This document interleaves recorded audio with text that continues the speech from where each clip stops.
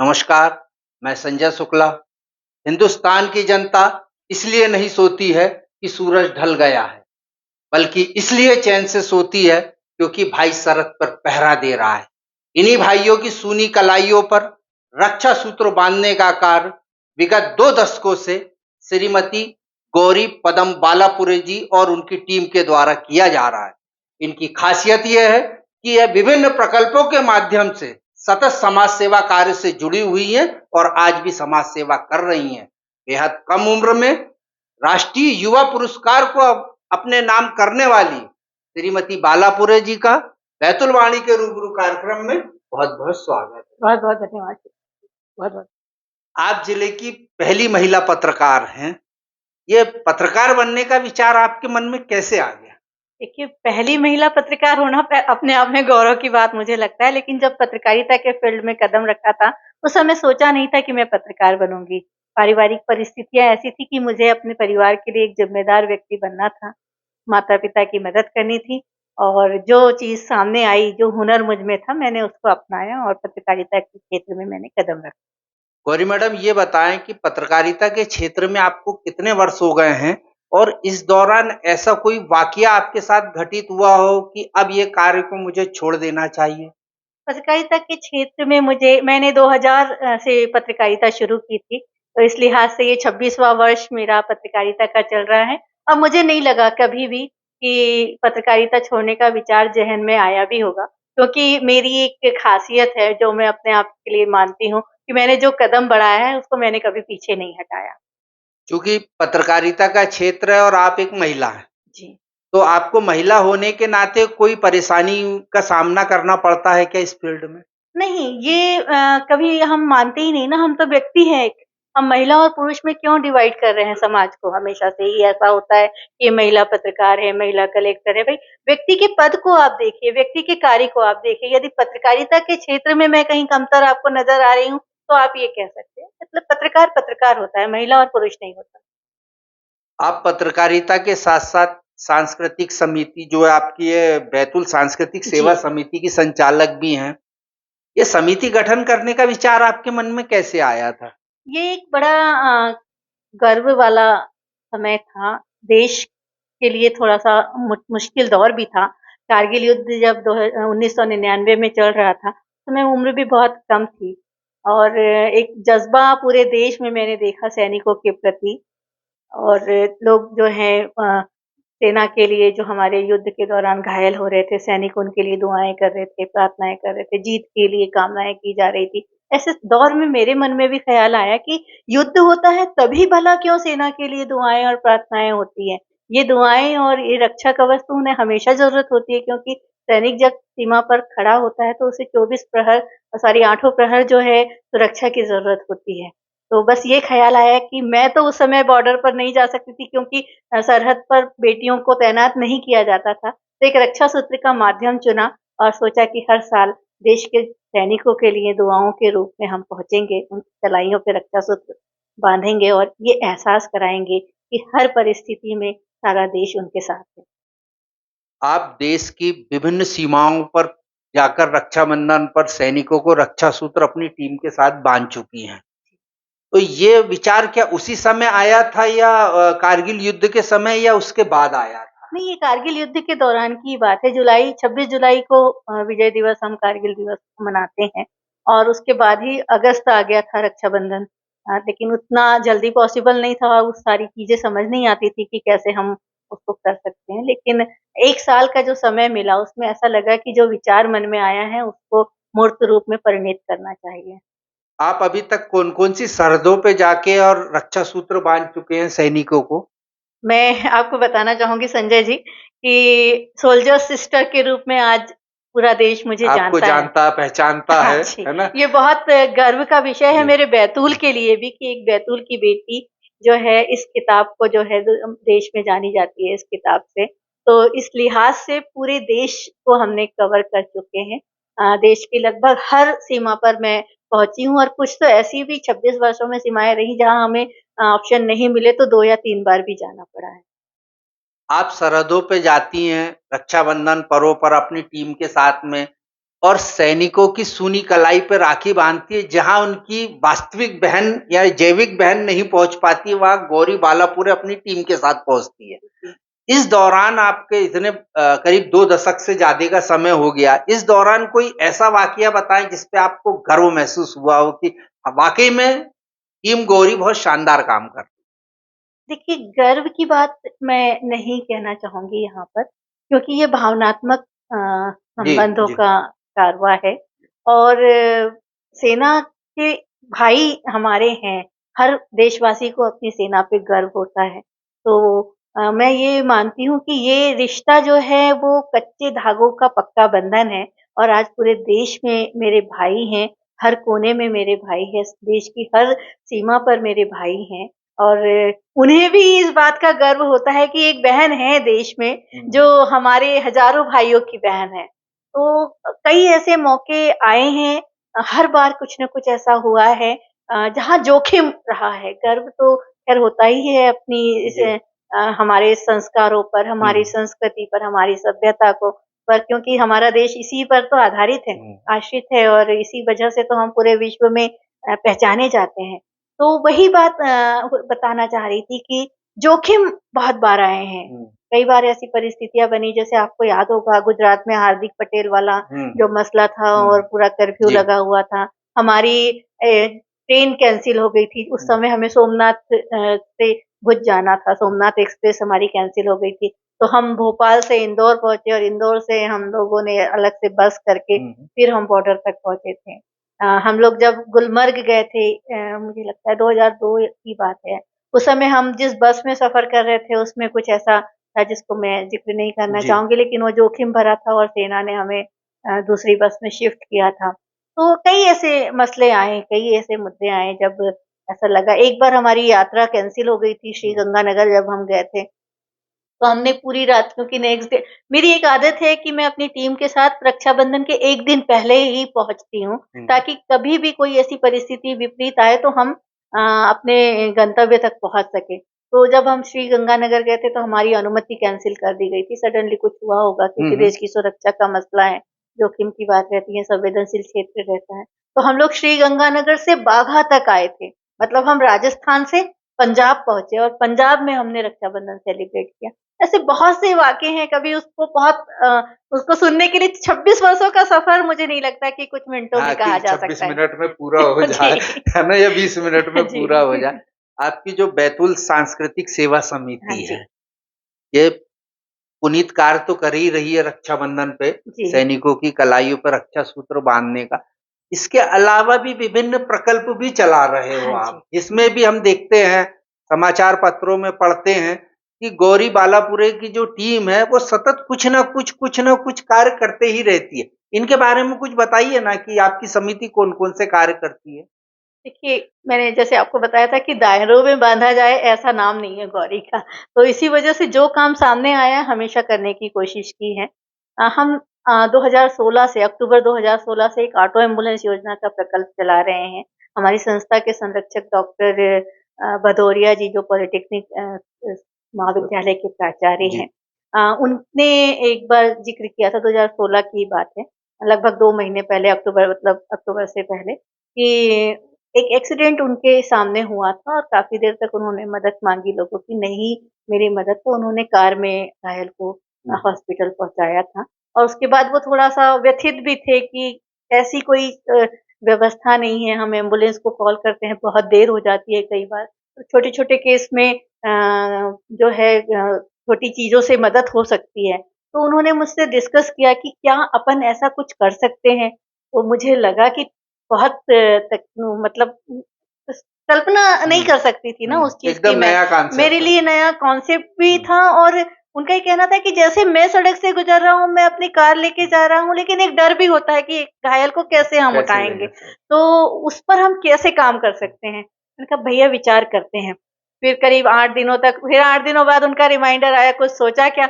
उनका एक भरोसा है मुझ पर कि गौरी यदि किसी काम में हाथ डालती है, तो वो बहुत अच्छे से कर सकती है। तो मैंने कहा भैया करते हैं। फिर शशांक मिश्रा जी बैतूल के उस समय कलेक्टर थे और पुलिस विभाग से, हेल्थ से हम लोगों ने वो किया। सबसे पहले तो वो था कि हम इस काम को करेंगे किस माध्यम से? तो सब ज़हन में आया ऑटो, क्योंकि ऑटो ऐसी जगहों पर खड़े होते हैं, ऐसी सड़कों पर चलते हैं, जो हर जगह अवेलेबल हैं।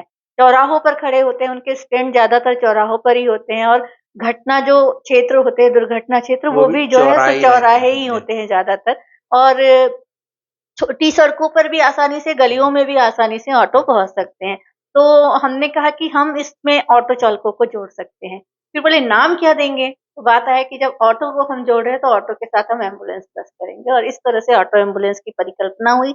हमने चौक-चौराहों पे जाकर मेरी टीम के साथ हमने सभी ऑटो चालकों से संपर्क किया और संपर्क करने के बाद में सारे ऑटो चालकों को कंट्रोल रूम में हमने इनवाइट किया। मतलब हर स्टैंड से कम 5 से 6 ऑटो चालक हमारे उस मीटिंग में आए थे। कलेक्टर साहब से रिक्वेस्ट की, कलेक्टर साहब भी उस मीटिंग में पहुँचे और ये आप मुझे लगता है कि देश की पहली ऐसी योजना होगी जो पहली बैठक में ही लागू हो गई। फाइनल हो गई। जी, उसमें हमने ऑटो चालकों का डर दूर किया। मैंने जैसे बताया कि उसमें ऐसे प्रकल्पों को हमने इनवाइट किया था जैसे हेल्थ, पुलिस, यातायात और आरटीओ और जो भी मतलब एक्सीडेंट से जुड़े हुए पहलू होते हैं, उन सबको बुलाकर ऑटो चालकों के सवाल-जवाब आए कि हम लेकर जाएँगे, हमको कहीं हमारा ही जो है नाम फँसा दिया जाएगा, कोई कहेगा हमने ही ठोक के ला दिया। हमने एक पूरी नियमावली बनाई कि किस तरह से आपको सेफ्टी मिलेगी। वो सारी नियमावली हमने डिपार्टमेंट्स को डिस्ट्रीब्यूट की और उनके जो सवाल-जवाब थे, क्योंकि कलेक्टर साहब बैठे थे, एसपी साहब बैठे थे, उनके सामने ही उस चीज़ को क्लियर किया गया और ऑटो एम्बुलेंस को लेकर उनका विश्वास बढ़ा। आज ये गर्व के साथ कहना चाहूँगी, यहाँ ज़रूर गर्व की बात है कि बैतूल के हमारे उन ऑटो चालकों को जीवन रक्षक के रूप में देखा जाता है। ये प्रकल्प बैतूल में शुरू होने के बाद देश के विभिन्न शहरों में भी शुरू हुआ। बड़े-बड़े शहरों में ऑटो एम्बुलेंस अब देखने के लिए मिलती है और हमने 1330 से ज़्यादा अभी मतलब लास्ट वीक का जो रिकॉर्ड था मैंने चेक किया, क्योंकि मैं सारी चीज़ों को उसको रिकॉर्डेड करती हूँ। तो 1330 से ज़्यादा घायलों को हम पहुँचा चुके हैं और 34 शवों का परिवहन कर चुके। ऑटो चालकों ने किया। गौरी मैडम के बारे में हम एक बात और बता दें कि इनका जो प्रकल्प ऑटो एम्बुलेंस है, इसमें ना सिर्फ घायल इंसानों को, बल्कि पशुओं को यानी बंदरों को भी पशु अस्पताल तक पहुंचाने का काम सकुशल रूप से किया गया और किया जा भी रहा है और भविष्य में भी हम उम्मीद करते हैं कि इनकी ये यात्रा सतत जारी रहेगी। बंदरों के साथ-साथ हमने हिरण और गौवंश को भी पहुंचाया अस्पताल। पहुँचाया है। गौरी जी, आपके बारे में हमेशा एक बात ये कही जाती है कि जो आपकी जो टीम है, जी। इसमें जो सदस्य वो क्या समय रहते निष्क्रिय हो जाते हैं या आप उनको हटा देते हैं? कुछ ऐसी चीज़ें हैं। एक बैतूल सांस्कृतिक सेवा समिति का जो खासतौर से राष्ट्र रक्षा मिशन है, रक्षाबंधन वाला, वो अनुशासन को बहुत मानता है, क्योंकि सेना हमें अनुशासन का पाठ सिखाती है और हम 26 वर्षों से सेना से जुड़े हुए हैं। हमारी कहीं भी कोई भी स्थिर नहीं होता है, कई बार अपनी मर्ज़ी से व्यक्ति चला जाता है। बेटियों का ग्रुप होता है, तो बेटियों की जब शादी हो जाती है, इस वजह से भी वो अलग हो जाती है, ससुराल चली जाती है। उसके बाद यदि क्या होता है ना कि उद्देश्य हमेशा एक सा नहीं होता है। उद्देश्य जब बदल जाते हैं, तो स्वाभाविक है कि जिन उद्देश्यों की तरफ आगे बढ़ जाते हो आप, तो उस फिर पिछला उद्देश्य आपसे छूट जाता है। इसी वजह से सदस्य भी छूट जाते हैं। लेकिन राष्ट्र रक्षा मिशन का जो ग्रुप है, जिसमें हमने अभी लास्ट ईयर सिल्वर जुबली हमने सेलिब्रेट किया, उसमें हम सभी कहीं न कहीं एक-दूसरे से कनेक्ट हैं और आज भी परिवार की तरह हैं। आप जो सेवा प्रकल्प चला रहे हो, इनमें अगर आप नाम बताना चाहो या जी। लेना चाहो, ये आपके ऊपर है। अगर आप को कौन-कौन सपोर्ट कर रहा है, अगर आप उनका नाम लेना चाहो तो आप ले भी सकते हो कि बिल्कुल। इनके माध्यम से, इनके सहयोग से हमारा ये प्रकल्प चल रहा है। देखिए 26 वर्षों का सफ़र है भाई साहब, आप इस चीज़ को जी। आप समझ सकते हैं।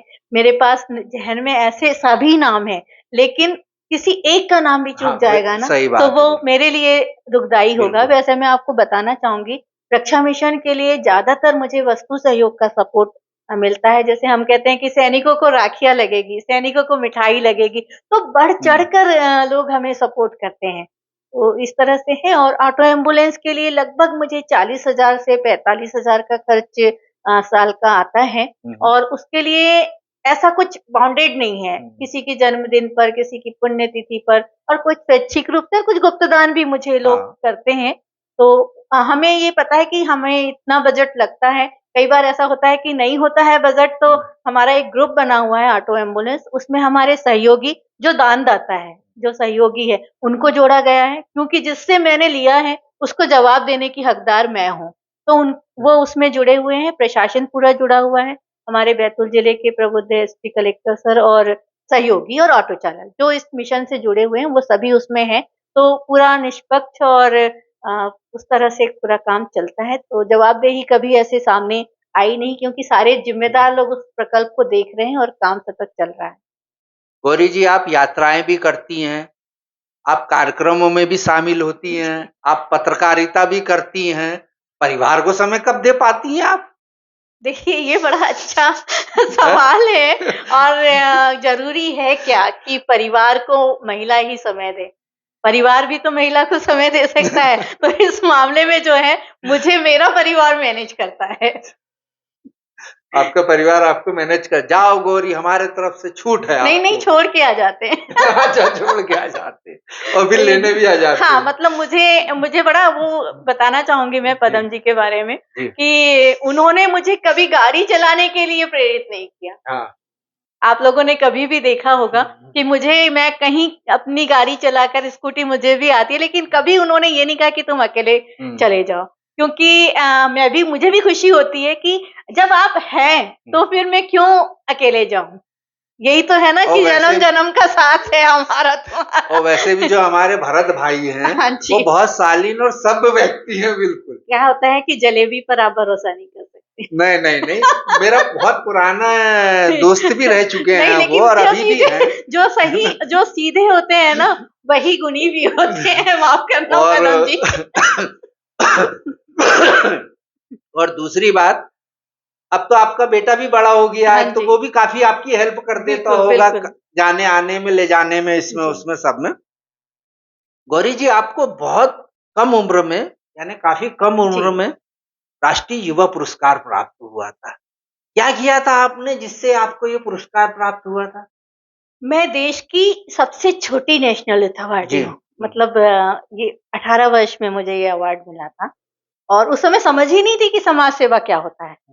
आज और ये बड़ा रोचक किस्सा भी है, यदि आप कहें तो उसको मैं संक्षिप्त में बिल्कुल बताना बताइए, चाहूँगी। बताइए। उस समय मेरे पास 50 नेशनल सर्टिफिकेट्स थे, जिसमें मैंने बैतूल जिले की संस्कृति को, हस्तकला को, यहाँ के जो है जो हम आज मिलेट की बात कर रहे हैं, उसकी प्रदर्शनी भी मैंने कभी लगाई थी और अब्दुल कलाम जी का सानिध्य हमें उस प्रदर्शनी में अच्छा। मिला था, जिसमें हमने बैतूल की पूरी जीवन शैली को एक स्टॉल में दिखाने की कोशिश की थी और पूरे नेशनल लेवल पर वो सेकंड प्राइज़ हमें मिला था। वो अब्दुल कलाम जी उस समय हमारे साथ में उस स्टॉल को उन्होंने निरीक्षण किया था और हमारे यहाँ जो नगर पालिका अध्यक्ष हैं पार्वतीबाई बारस्कर जी, उनकी बेटी मेरे साथ उस कार्यक्रम में गई हुई थी। मैं नेहरू युवा केंद्र की एम्प्लॉयी थी उस समय। नेहरू युवा केंद्र का बेसिक काम वही था जो आज माय भारत के नाम से जाना जाता है हुँ, हुँ। कि युवाओं को इकट्ठा करना है, संगठित करना है और गाँव-गाँव में जो है सेवा के प्रकल्प शुरू करना है। आपको याद होगा बैतूल से 12वीं तक एक बस जाती है। रात में 9 बजे वो आखिरी बस होती थी और उस आप समय उससे जाना-आना आना बैतूल बाज़ार करती थी। करते थे। हाँ, तो वो बस कई बार 11-12 बजे भी हाँ, पहुँची थी, मैं उससे भी गई क्योंकि वो लास्ट बस हुआ लास्ट करती थी बस और हुआ मेरे करती पास है, विकल्प नहीं हुआ विकल्प करता था। की। एक चीज़ ये थी कि वो बस जब आगे बढ़ती थी तो छाता और इस तरह का जो गाँव हमारे 12वीं के साइड रूट में आते हैं, वो काफ़ी नदियों के बीच से भी जाते थे। वो बस रानीपुर से आती थी, तो अक्सर पंचर रहा करती थी। हुँ। तो बारिश के दिनों में 12वीं वाले रूट पर डिस्ट्रिक्ट बस जो है बंद कर दी जाती थी। ये एक बड़ा मतलब कठिन वो होता था हुँ, और क्योंकि मेरा बैतूल बेल्ट था, हुँ। तो मैं नेहरू युवा केंद्र ने मुझे जो सौंपा था, तो हमने युवा मंडलों को से बात की, तैयार किया उनको कि जो रास्ता खराब होने की वजह से बस बंद होती है, उसको हम कर सकते हैं। तो युवा मंडलों ने मिलकर हुँ, रास्ते को सही किया था, रास्ते के पत्थर हटाए, नदी साफ की और हुँ। उसको आने-जाने लायक बनाया। उसके बाद से आज तक के रिकॉर्ड में कभी उस रूट पर 4 महीने के लिए बस बंद नहीं बंद हुई नहीं हुई।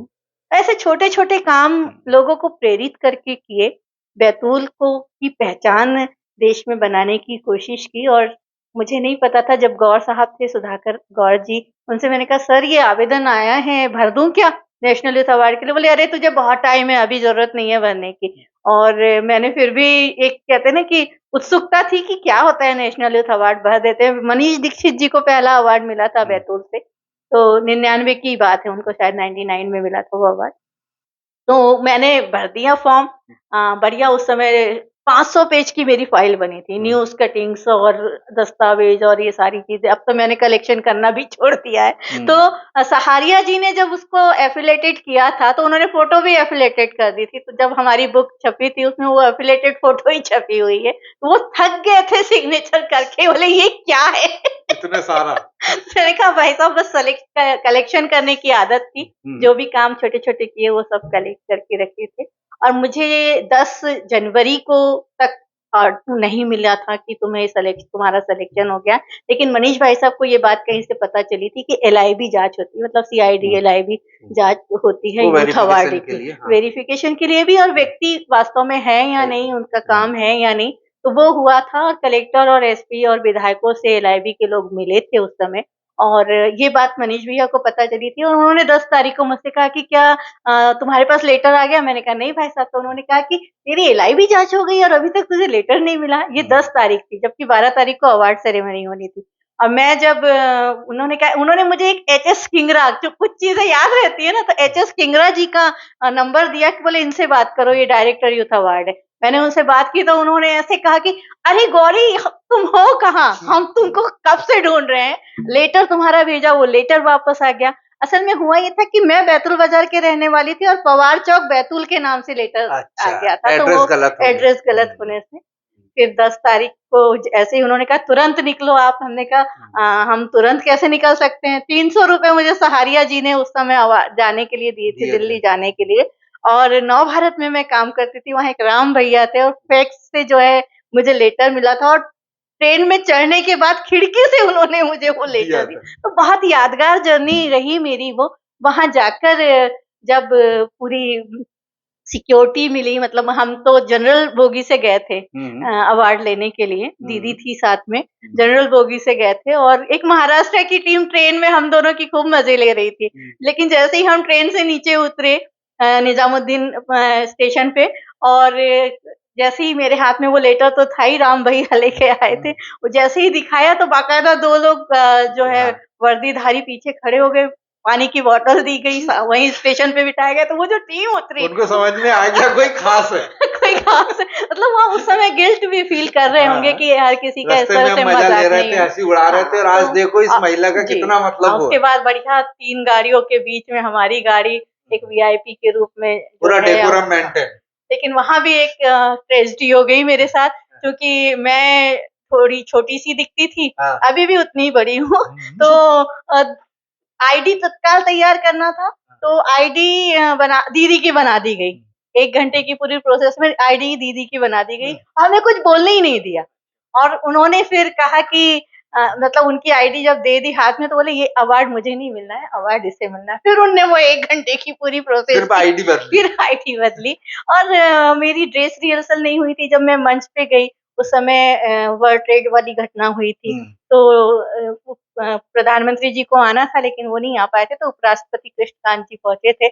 मैं अवार्ड लेकर जिस दिशा से आना था, उसी दिशा में वापस होने लगी। तो उस समय उमा भारती जी थी, तो उन्होंने, किसी ने मुझसे कहा कि ड्रेस रिहर्सल नहीं किया था क्या? तो मैंने उपराष्ट्रपति जी से वापसी में कहा कि जो मैदानी लोग होते हैं ना, उनको ड्रेस रिहर्सल की जरूरत नहीं होती, उनका तो सिर्फ काम बोलता है। तो ये चीजें थी, वो यादगार अब हमेशा के लिए बन गई है। और बहुत अच्छा पल था, आपने बैतूल का नाम भी रोशन किया, और बेहद कम उम्र में किया आपने। गौरी जी, आपको गुस्सा बहुत जल्दी आता है, एक बात। दूसरी बात, आप गुस्सा रोक भी नहीं पाती, प्रदर्शित भी हो जाता हो सार्वजनिक रूप से, कंट्रोल नहीं हो पाता। अच्छी बात है गुस्सा आना, व्यक्ति के अंदर करुणा है, दया है, सारे भाव है, तो वो भाव दिखने भी चाहिए ना। और किस पे गुस्सा हो रहा है उसको भी पता चल जाता है। हाँ, उसको अगर आप हो रहा है चीज और उसे पता ही नहीं है, तो आपके गुस्सा करने का मतलब क्या है? तो मैं जाहिर करती हूँ, मुझे गुस्सा उस वक्त जब आता है जब महिलाओं के लिए कोई अपशब्द कहता है। मुझे गुस्सा उस वक्त आता है जब आप किसका अहित करते हो। मुझे गुस्सा उस वक़्त आता है जब आप किसी का हक छीनते हो। ना मुझे गुस्सा उस वक़्त आता है जब मैं सही होती हूँ और सामने वाला गलत गलत होकर साबित मुझे करने का साइड। प्रयास करता तो मुझे लगता है कि ये अच्छा गुण है और कहीं न कहीं पिता का ये गुण मुझ में है। है। मेरे पिताजी को भी बहुत गुस्सा आता था, अभी भी मेरे नाक पे पसीना है, आप देख रहे होंगे। तो ये चीज़ें कहीं हम न पे तो कहीं नहीं आ रहा गुस्सा कहीं आपको? नहीं, मतलब क्या है ना, वो बाद में बताऊँगी। जी। गौरी, इसके अलावा आपको और कहाँ-कहाँ सम्मानित होने का अवसर मिला? वो भी संक्षिप्त में बताओ ना, अगर जहाँ मंच अगर कुछ याद हो। तो वैसे तो आपके पास सैकड़ों प्रमाण पत्र हैं। मुझे बताना चाहूँगी मैं आपको कि हमारे परवेज़ खान जी भास्कर के वरिष्ठ पत्रकार हैं और उन्होंने उन अभी 2019 में एक न्यूज़ लगाई थी कि गौरी के घर में अवार्ड रखने के लिए जगह नहीं है, जगह नहीं है। खिड़की और दरवाज़ों पे वो टाँग के टंगे रखे हुए हैं। हैं। तो इससे आप अंदाज़ा लगा चुके हैं। अब थोड़ा-सा मेरा प्रयास रहता है कि यदि मुझे कोई ऐसा सम्मान मिलता है जो मैं उस सभागृह में मौजूद किसी व्यक्ति को दे सकती हूँ, तो मैं उस मंच से उसे समर्पित करने लगी हूँ। हुँ, हुँ। और ये प्यार, ये स्नेह, ये सम्मान मुझे बैतूल ने बहुत दिया है। ये इसके लिए मैं ज़िंदगी भर आभारी रहूँगी आप सभी की, पूरे बैतूल की और पूरे देश की, क्योंकि पूरे देश ने मुझे सम्मान दिया है। यदि देश की मैं नेशनल यूथ अवॉर्डी हूँ, तो मैं बैतूल की बेटी नहीं हूँ, मैं देश की बेटी हूँ। इस लिहाज से मैं पूरे देश की बहुत आभारी हूँ कि मुझे इतना विश्वास मुझ पर किया, इतना प्यार मुझे दिया, इतना सम्मान मुझे दिया। देखिए, इतने ऊँचे पद पे पहुँचने के बाद भी, यानी इतने सम्मान प्राप्त करने के बाद भी आज भी आप डाउन टू अर्थ बात कर रही हैं। ये आपका बड़प्पन दर्शाता है। हमारा अंतिम सवाल ये है, और हम चाह रहे हैं कि इसका बिल्कुल बेहिचक जवाब दीजिए आप, कि आप एक आदिवासी परिवार की बहू हैं। भरत पदम जी की वाइफ भी हैं जी, आप, है जी, ना? जी। और आप मायके से गौरी बालापुर हैं। दोनों की संस्कृति अलग-अलग होगी। बिल्कुल, बिल्कुल। तो ये तालमेल आप कैसे जमा पाते हैं इसको? ये बड़ा हमारा तो देश ही विविधताओं का देश है ना। हम यदि मतलब देश को टैकल कर रहे हैं तो परिवार क्या चीज़ है? तो हम जब उदाहरण बनते हैं, हम जब उदाहरण देते हैं, तो पहले वो चीज़ें हमारे जीवन में भी होनी होनी चाहिए। चाहिए। और आदिवासी संस्कृति और क्योंकि मैं महाराष्ट्रीयन कल्चर को बिलॉन्ग करती हूँ, तो हमारा जो विवाह हुआ था दोनों परिवारों की मर्ज़ी से हुआ था, दोनों परिवारों की मौजूदगी में हुआ था। पहले शादी हुई आर्य समाज से और ₹500 में मेरी शादी हुई थी। 1968 से बैतूल बाज़ार में जो है आर्य समाज का मंदिर था, जो कभी विवाह के लिए तो नहीं खुला था, लेकिन पिताजी के साथ हमने कहा कि हमें बहुत सरल तरह से शादी करनी है, तो हम पिताजी के साथ वहाँ गए आर्य समाज मंदिर में। जो पुजारी जिनके अंडर में था, उनसे बात की तो बोले ₹500 की रसीद कटेगी, क्योंकि इसके पहले तो कभी कोई शादी यहाँ हुई नहीं। ₹500 की रसीद कटी। हम दोनों ने ही अपने विवाह की पूरी रिस्पॉन्सिबिलिटीज़ ली थी। हमने ना उनके परिवार से कुछ लिया, ना मेरे परिवार से कुछ लिया। इस तरह से हमने अपनी शादी का खर्च खुद निभाया, दोनों के क्लोज़ रिलेटिव्स के घर हम यानी उस जो ज़माने में उस दहेज मुक्त विवाह का संदेश दे हाँ, दिया था। पीले चावल हमने जाकर अपने रिश्तेदारों के घर रखे हुँ। और दोनों परिवारों की मौजूदगी में बहुत शालीनता से विवाह हुआ। उसके बाद 1 महीने बाद आदिवासी संस्कृति की बहू, मतलब आदिवासी जी। परिवार की बहू थी, तो जात बिलोनी का हाँ। कार्यक्रम जो होता है, वो ससुर जी ने संपन्न कराया, तो उनके लिए बड़ा खर्चा हो गया था। अच्छा। क्योंकि उनको पूरे गाँव को भोजन कराना पूरे पड़ा गाँव को। था। तो मेरे ससुर जी स्वर्गीय जीएल पदम जी डीएफओ रहे हैं, बैतूल के नहीं, वो पूरे देश के पहले आदिवासी डीएफओ हैं। इसलिए भी मुझे गर्व होता है कि मैं इस तरह के परिवार की पुत्रवधू हूँ। गौरी जी, हमारी आपके साथ में बहुत-बहुत शुभकामनाएँ हैं कि आप और बहुत सारे अवार्ड जीते, अपने परिवार और बैतूल जिले का नाम रोशन करें। बैतूल वाणी के रूबरू कार्यक्रम में आप आईं, आपने समय दिया और सबसे अच्छी बात, पूरी बात आपने दमदारी के साथ रखी। इसके जी, लिए आपका बहुत-बहुत धन्यवाद। बहुत-बहुत धन्यवाद देना चाहूँगी बैतूल वाणी परिवार को, नवनीत भाई साहब को, आपको, कि एक इतना प्यारा मंच जो है बैतूल में मिला, जो कहते हैं ना कि अनकही कहानियाँ भी सामने आ रही है, अनदेखे लोग भी सामने आ रहे हैं, जिनकी आवाज़ को लोगों ने सुना है, वो भी सामने आ रहे हैं, हम जैसे लोगों को भी आप मंच दे रहे हैं और ये प्रयास बहुत सकारात्मक है। और मुझे ये कहना अच्छा लग रहा है कि यहाँ जो भी आ रहा है, अपने दिल की बात कहिए, क्योंकि अगर आपने छुपा ली अपनी बात तो फिर साक्षात्कार का मतलब नहीं रह नहीं जाएगा। रह जाता। तो अपनी बात दिलेरी से कहिए, जो है वो कहिए। बैतुल वाणी परिवार को एक बार फिर